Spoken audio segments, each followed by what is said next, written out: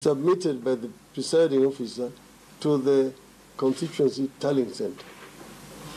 Then the returning officer then tallies all the results from all the polling stations within the constituency, and then announces the results. The results which the court said would be final, that they cannot be altered by the IBC at the center. Remember, the IBC had opposed that case. So what they are doing here is basically illegal. It's contrary to what the court did rule about. That the results coming from the constituencies, which we need to tallying center, are the ones which are supposed to be tallied by the National Commission and announce the results. Now they're posting results which you don't know their source.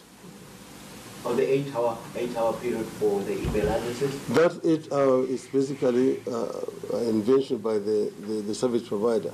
You are not told about that. You're not aware about that 8 hour requirement. This is supposed to be actually real time. I mean, the presiding officer has scanned. Our agents are also allowed to scan and to transmit.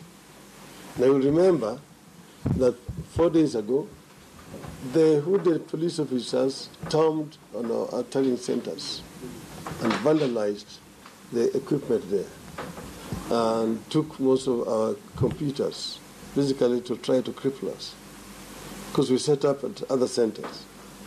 What they've done is to basically cripple us by refusing to allow our agent at the polling stations to scan the results and to transmit to us.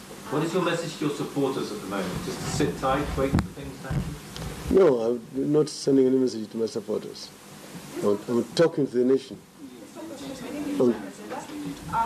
two quick questions.